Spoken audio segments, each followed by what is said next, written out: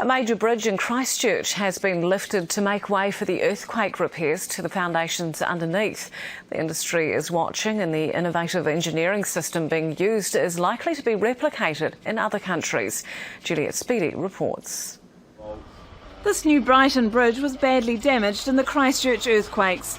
The top of the bridge was okay, it was the foundations that were ruined.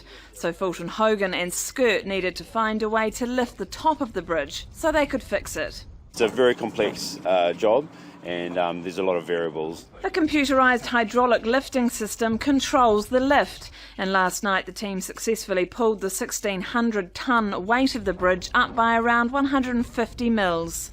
We're powering 72 100-tonne hydraulic rams, giving us about 7,200 tonne of lifting power.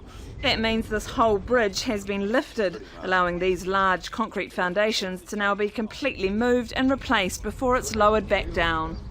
The Christchurch earthquakes have forced some real innovation to take place, and this unique and complex bridge lifting method is now likely to be replicated across New Zealand and Australia. It is a showcase sort of job, and we're starting to get a lot of interest about the equipment that we have here.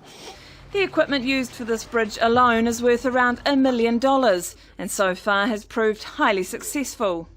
The bridge has largely remained open as one lane while the work's taken place over the last few years, because it's needed as a major thoroughfare and also an escape route should there ever be a tsunami. HTC is the authorised distributor of Durapac in New Zealand. For more information, visit www.htc.co.nz.